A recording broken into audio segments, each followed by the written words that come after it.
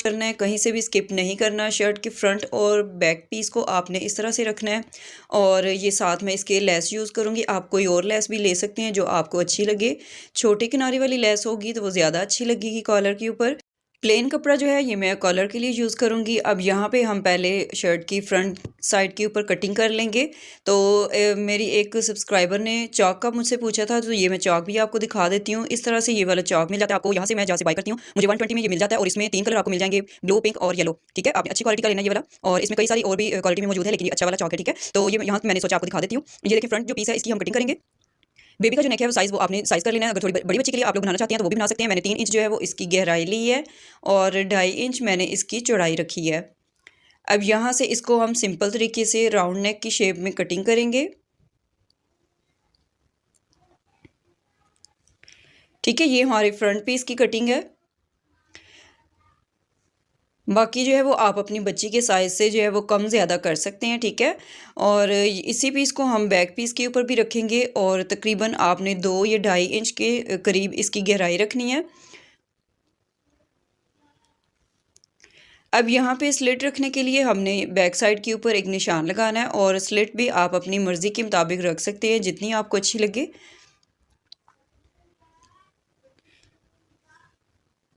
ठीक है, यहाँ पे हमने इसकी कटिंग जो है वो इस तरह से करनी है। अब जो बैक वाला पीस है इसकी आपने स्लिट की जो है वो पहले सिलाई लगा लेनी है। ऊपर से जो है वो आपने सिंपल इस राउंड नेक को रखना है। अब इसके लिए हमने कॉलर जो है वो कटिंग करना है, तो कॉलर के लिए मैं प्लेन फैब्रिक यूज़ करूँगी। अब आपने इसको 4 फोल्ड करके रखना है।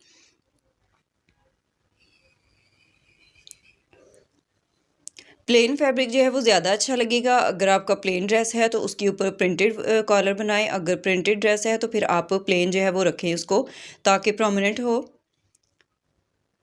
अब ये 4 फोल्ड मैंने कपड़ा रखा है। ऊपर से भी हम जो है इसकी कंधे की जो कटिंग है वो थोड़ी सी इस तरह से तिरछी कर लेंगे, क्योंकि हमने ये सिर्फ फ्रंट साइड पे इसके कॉलर बनाने हैं। अब जो हमने फ्रंट गले की कटिंग की थी इसके साथ साथ जो है वो हमने ये चारों पीस की कटिंग करनी है। अब चौड़ाई जो है वो आप अपनी मर्ज़ी के मुताबिक भी रख सकते हैं, 2.5 इंच या 3 इंच। तो मैं 3 इंच पे ये निशान लगाऊंगी क्योंकि सिलाई में भी हमारा जाएगा। इसी तरह से पूरे राउंड शेप में हम ये 3-3 इंच के निशान लगाएंगे।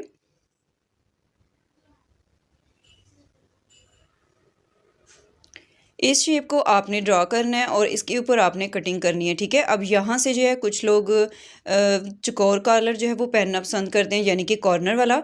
तो यहाँ से जैसे आपको अच्छा लगे आप उस शेप में इसको कटिंग कर सकते हैं। मैं राउंड शेप में आपको बना के दिखाऊंगी। ठीक है, इस साइड से आपने जो भी शेप रखनी होगी वो यहाँ से आप इसका निशान लगाएंगे।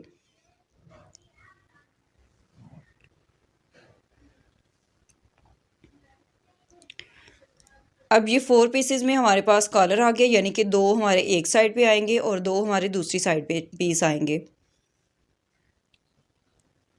यहाँ से हमने इसको राउंड शेप देनी है। अब ये देखिए स्टिच होने के बाद हमारा कॉलर इस तरह से ये तैयार होगा। ठीक है, अगर आपको शेप इसकी थोड़ी सी और सेट करनी हो तो वो भी आप कर सकते हैं राउंड में। तो यहाँ से थोड़ी सी इसकी गुलाई मैंने और कर दिया। अब आप देख सकते हैं कितनी खूबसूरत इसकी शेप आई है। अब इसके ऊपर हम लेस लगाएंगे, तो लेस के लिए हमने दोनों साइड के एक एक पीस लेने हैं।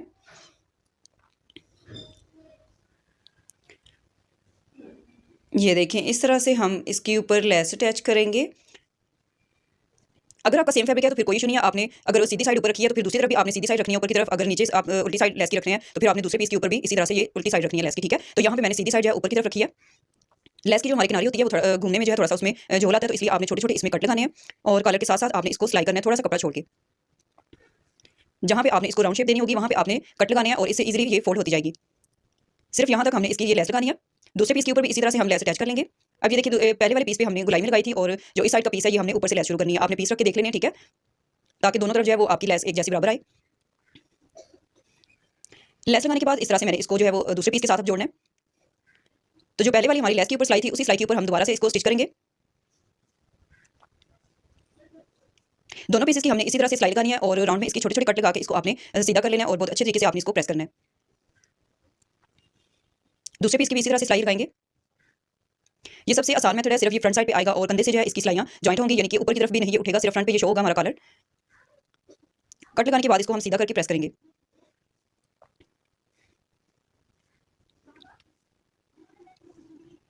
तो यहाँ पे मैंने इसको प्रेस कर लिया और राउंड में जो है इसकी हमने नेक की जो कटिंग की थी उसके साथ वहाँ पे भी हमने एक किनारे की सिलाई लगानी है।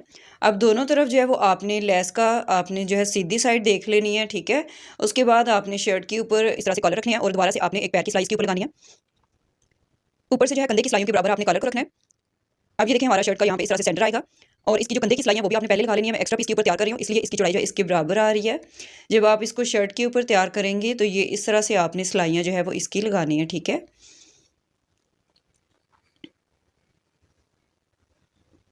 अब जो हमारा बैक पीस था उसकी हमने स्लिट की जो है वो सिलाई लगा ली है। ये देखिए सिंपल तरीके से मैंने इसको कपड़ा लगा के अंदर की तरफ फोल्ड कर लिया। अब इसके कंधे की सिलाइयाँ लगाएंगे।